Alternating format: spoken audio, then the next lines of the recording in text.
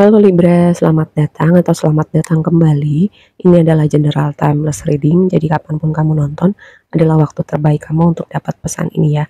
Oke, kita mulai dulu dari tema besar kamu adalah Chariot. Ini adalah energi progres, pergerakan, momentum.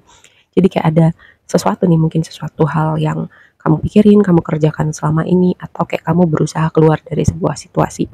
Ya, jadi ini sebuah konfirmasi yang bagus ya, jadi tema besar kamu. Nah, sebelum kita bahas lebih lanjutnya, di pre-shuffle kamu tuh aku mendapat tema believe in the impossible, percaya pada hal-hal mustahil. Mungkin gini, karena kamu air sign itu punya kecenderungannya tuh apa ya, overthinking, terlalu terlalu banyak di kepala, atau bahkan mungkin ketika ada problem jadi lupa gitu. Lupa tentang apa hal-hal yang berhasil kamu lewatin di belakang, percaya sama mujizat, percaya pertolongan Tuhan semesta itu ada gitu, atau keajaiban gitu. Jadi kayak aku mendapat tema seperti itu, atau mungkin ada hal-hal tertentu yang ingin kamu dapat atau kamu capai gitu, dan menurut kamu kejauhan, entahlah kamu jadi kayak berhenti bermimpi, berhenti optimis, berhenti berharap. Tapi ini sebuah reminder gitu, kalau kamu ada sesuatu yang ingin kamu mau atau kamu capai, ini sebuah konfirmasi atau sebuah reminder gitu. Kamu bisa dapetin itu. Oke. Nah, terus yang berikutnya nih, waktunya istirahat. Kartu pertama kamu oracle-nya adalah time for nap. Ini kalau nggak salah Virgo juga dapet deh. Waktunya istirahat gini ya. Aku selalu bilang semua orang tahu hal-hal basic, tapi tidak semua orang melakukannya. Jadi ini secara tidak langsung mengingatkan kamu untuk kembali ke hal basic, istirahat yang cukup gitu. Pertama, memang itu udah semua orang tahu ya, tapi tidak dilakukan berarti sangat mungkin kamu tidak melakukannya. Lalu yang kedua, mungkin kamu tadi ada sesuatu yang mengganggu pikiran kamu, atau ada yang kamu pikirin sesuatu seseorang, dan itu seperti apa ya, mencuri kedamaian kamu untuk tidur nyenyak gitu. Gini, kalau misalnya ada problem yang di kepala kamu, kamu mungkin bisa melakukan relaksasi sebelum tidur, atau kayak olahraga gitu kan. Karena gini, olahraga itu membantu apa ya, menurut aku ya, kan kita jadi capek, setelah capek itu tidur kita lebih nyenyak, itu sih kalau versi aku ya. Tapi mungkin kamu punya cara lain, atau kamu bisa cari tahu gimana kamu bisa punya tidur yang lebih berkualitas gitu. Dan tadi jangan sampai ketika ada problem kamu terlalu mikirin, jadi kamu lupa memberi istirahat yang cukup untuk diri kamu. Dan gini, bisa jadi ya, ketika kita memikirkan sesuatu nggak dapat itu mungkin karena tidur kita nggak cukup, kita terlalu lelah. Jadi bisa jadi ya, setelah kita istirahat cukup, nah di situ pikiran fresh, baru kita bisa berpikir lebih baik lagi. Oke, yang berikutnya building blocks. Ini seperti membangun fondasi. Misalnya gini, apa yang kamu mau, apa yang misalnya goals tertentu, hal-hal tertentu yang kamu capai, kamu udah punya fondasinya belum?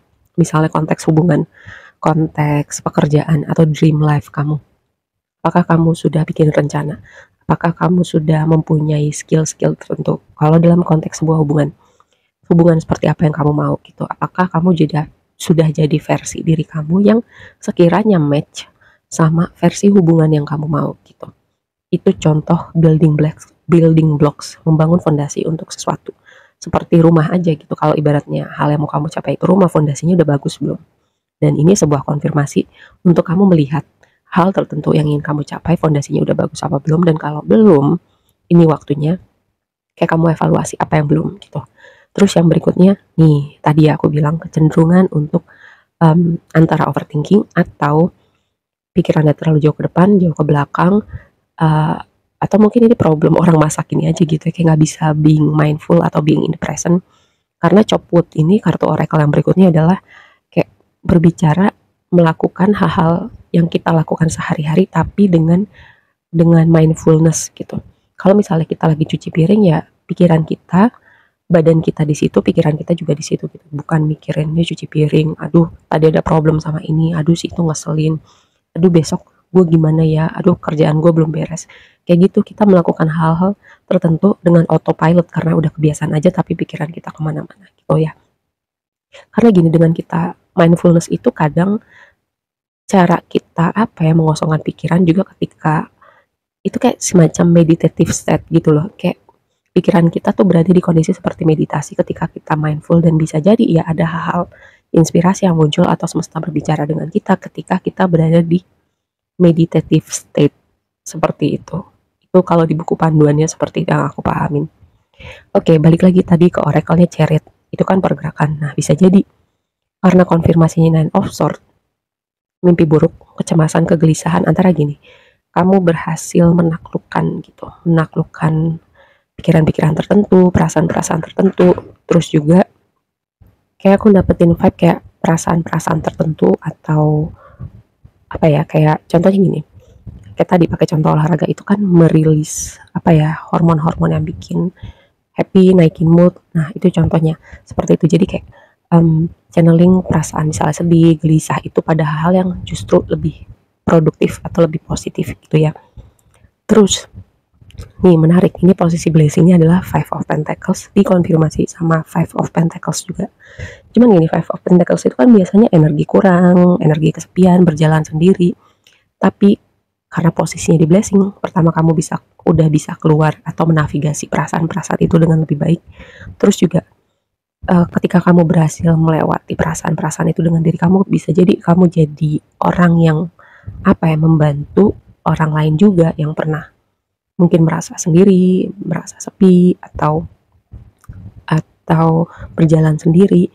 Kayak pengalaman kamu itu semacam memberi bekal untuk diri kamu suatu saat, atau ada waktunya gitu. Kayak kamu berbagi, menguatkan orang lain dengan apa yang sudah kamu lewatin gitu ya. Terus ini juga kalau konteksnya finansial atau pekerjaan, ini sebuah konfirmasi yang bagus.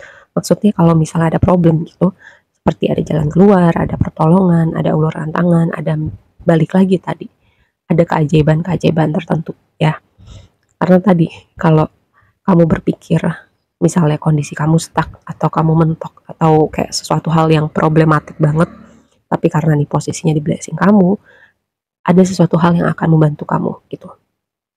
Terus yang jadi tantangan adalah strength, dikonfirmasi sama Three of Pentacles. Ini adalah kombinasi ini membuat aku berpikir tentang inner work gitu ya, menaklukkan part-part tadi.